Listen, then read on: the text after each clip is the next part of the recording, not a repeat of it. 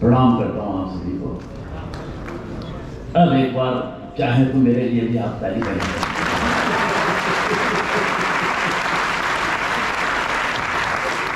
ये जो खड़े हैं लोग इस तरफ और इस तरफ, अगर ये चाहें तो यहाँ बैठ सकते हैं। जो बच्चे हैं वो तो कम से कम आ ही सकते हैं। यहाँ पालकी मार के बैठ जाओ,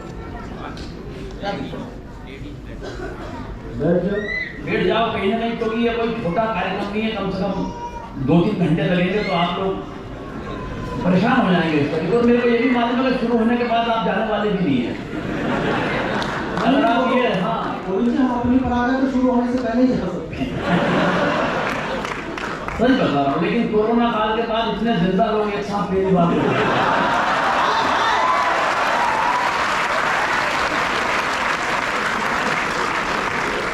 और सच कहूं तो जिंदा दिल लोग।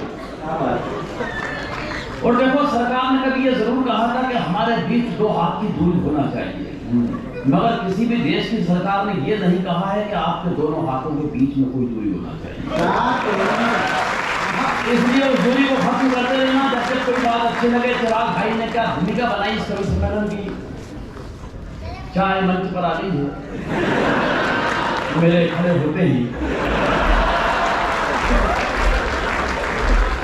ये तो रोहित जी आपको कभी समझ जाना चाहिए था जब इन्होंने कवियों को टोपी पहनाई थी।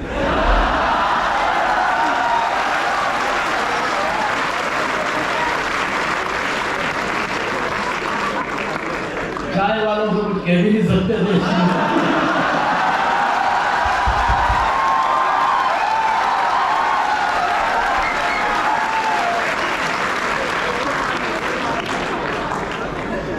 मैं इन 2 बच्चों के भविष्य में राष्ट्रपति की जगह प्रधानमंत्री देख रहा हूं। क्या सुन रहे हैं आप लोग? मजा आए। कुछ लोग अभी भी वीडियो बनाने में लगे हुए हैं, कुछ सेल्फी ले रहे हैं। कर दो यार, मोबाइल के चक्कर में हर रिश्ता गहरा भूल गए। मोबाइल के चक्कर में हर रिश्ता गहरा भूल गए। प्यारे प्यारे संवादों का वक्त सुनहरा भूल गए। और सेल्फिश इतने हुए हम सेल्फी के दौर में कि अपना चेहरा याद रहा, अपनों का चेहरा भूल गया।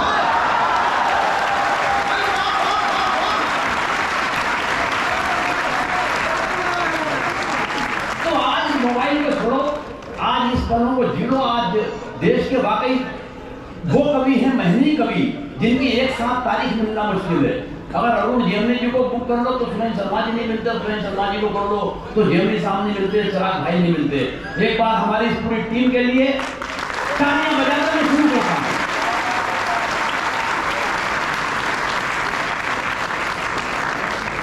मिली-जुली तालियां आपकी आ रही तो इसलिए भी अच्छा लग रहा है कि मिलजुल कर काम करना चाहिए। इससे देश आगे बढ़ता है। हमारी सरकारें तक हमें इंस्पायर करती है कि मिलजुल कर काम करो, और मिलजुल कर काम करने का इससे बड़ा उदाहरण नहीं हो सकता। पहली टिप्पणी दे रहा हूं, अब थोड़ा जागृत हो जाना सर। ये आपके पीछे चिपक गया कागज।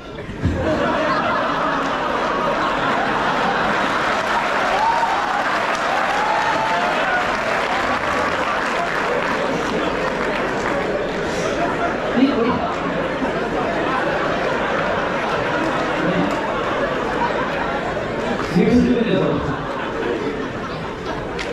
मिलजुल कर काम करना चाहिए। इससे बड़ा मिलजुल कर काम करने का उदाहरण नहीं हो सकता। साथ में जो ज्यादा कर्ज लेगा वो देश छोड़ के भाग जाएगा, जो कम कर्ज लेगा सरकार उसका माफ कर देगी, और जो बिल्कुल भी नहीं लेगा वो इन दोनों के मिलकर चुकाएगा।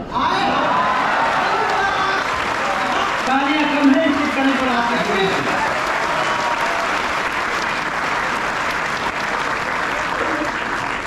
दो बच्चे यहां से एंट्री कर रहे थे अभी, कितनी खूबसूरत एंट्री की उन्होंने।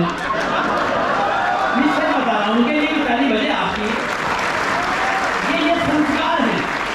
वरना संस्कारों की हालत बहुत ज्यादा खराब हो चुकी है देश में। उसको खराब करने में बच्चों का कोई योगदान नहीं है, बापों का योगदान के बराबर है। सच बता रहा हूं सर।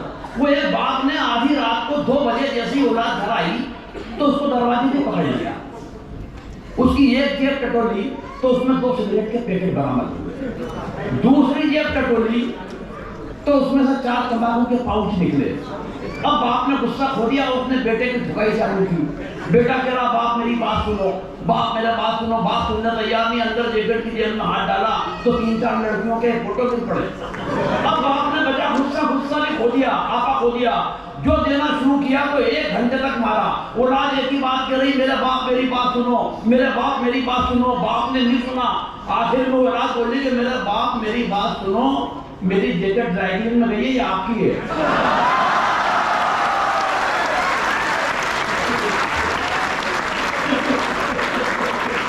क्या करेंगे संस्कार? कोई कुछ नहीं कर सकता इन संस्कारों का। हमारी हालत जैसा कि चिराग भाई ने बताया कि हम धीरे धीरे नीचे भी आएंगे, ऊपर भी जाएंगे। यही संस्कृति है। और आप जिस मस्ती में सुन रहे हैं, मजा आएगा कार्यक्रम का। महिलाओं की विशेष उपस्थिति है, मैं विशेष प्रणाम करता हूँ। महिलाएं अपने पति को भगवान की तरह पूजती हैं, मगर मजाल तो भगवान को कोई दूसरा पूज ले।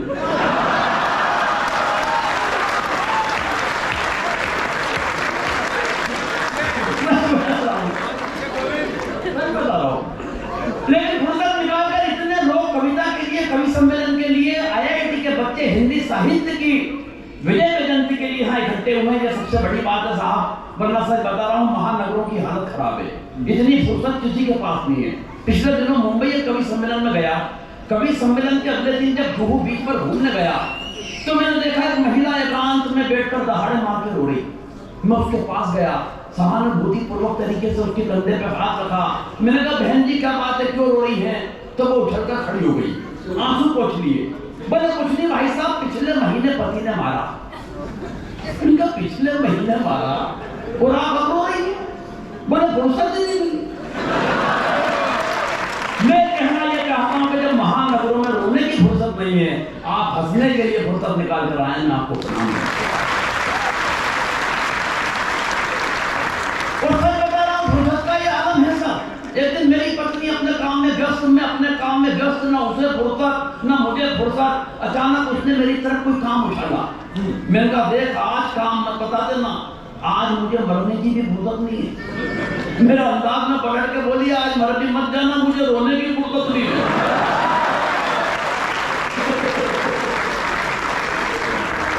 क्या करेंगे हम? सच बता रहा हूँ, वो दिन और आज का दिन है। पत्नी का मैंने कोई कविता नहीं लिखी। पत्नी का कविता वो लिखता है जो कुंठी जिसकी अंडरस्टैंडिंग अपनी पत्नी से अच्छी नहीं होती।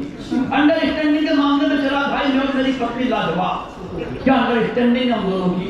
27 साल हो गए सर शादी को, लेकिन 27 साल की शादी की जिंदगी में उसने कभी मुझसे गंवार, मूर्ख, बेवकूफ, नालायक, पाजी, गधा, जाहिल ऐसे किसी शब्द का इस्तेमाल नहीं किया। कारण अंडरस्टैंडिंग इतनी कमाल की है, इतनी कमाल की है कि बस वो नजर भर देखती है और मैं समझ जाता हूं वो नजर क्या कह रही है।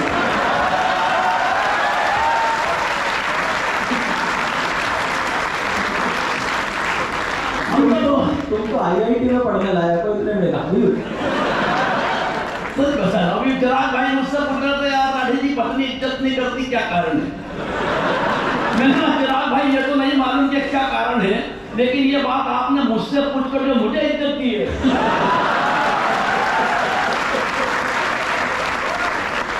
मेरी 7 पीढ़ी आपकी शुक्रगुजार रहेगी। ये मुझसे पलट के बोले कि आपकी भी नहीं करती। अब मैंने जो जवाब दिया थोड़ा जवाब बारीक है, लेकिन अगर जवाब पहुंच गया तो मैं जानता हूं कि खास मेरे साथ शामिल हो जाएगा। बोले कि आपकी भी नहीं करती। मैंने कहा चिराग भाई एक बात का ध्यान रखना, अगर हिंदुस्तान में रुपए का मूल्य गिरता है तो उसकी गिरावट हर प्रांत में अलग अलग की होती।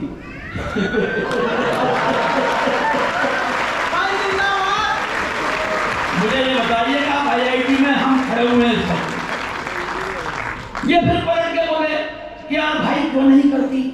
मैंने कहा एक बात ध्यान रखना चिराग भाई, जब कोई लड़की मायके से विदा होकर ससुराल आती है, अपने पिताजी को छोड़ के आती है तो बदले में ससुर साहब मिलते हैं। माँ को छोड़ के आती है बदले में सासू माँ मिलती है। बहन को छोड़ के आती है बदले में ननद मिलती है। भाई को छोड़ के आती है बदले में देवर मिलता है। मगर ऐसा क्या छोड़ा कि आप और मैं पल्ले पड़े। बोले ऐसा तो कुछ भी नहीं छोड़ा। मैंने कहा फिर एक बात समझ लो भाई, जो भी धोखट में मिली है उसकी इज्जत हो जाए।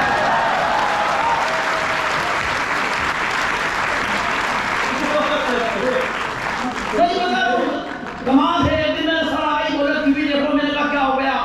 फिल्म आ रही है अमिताभ बच्चन की शराबी, पूरी फिल्म में पट्टे ने एक बूंद शराब की नहीं पी, लेकिन जो एक्टिंग की है वो कितनी कमाल की है। मैंने कहा मुल्क हो रहा उससे बड़ा एक्टर में बोली कैसे?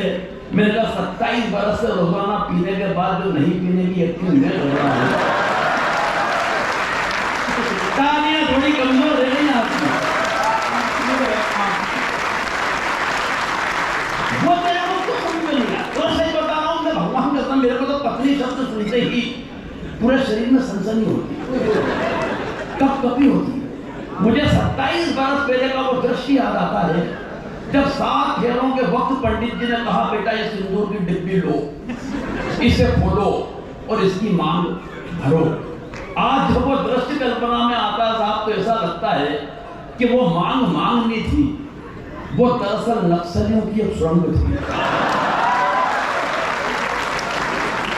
और अब ताली एक हाथ की बजेगी, सुरंग भी वो वाली थी साहब जिसमें मैंने अपने हाथों से बारूद बिछाई है।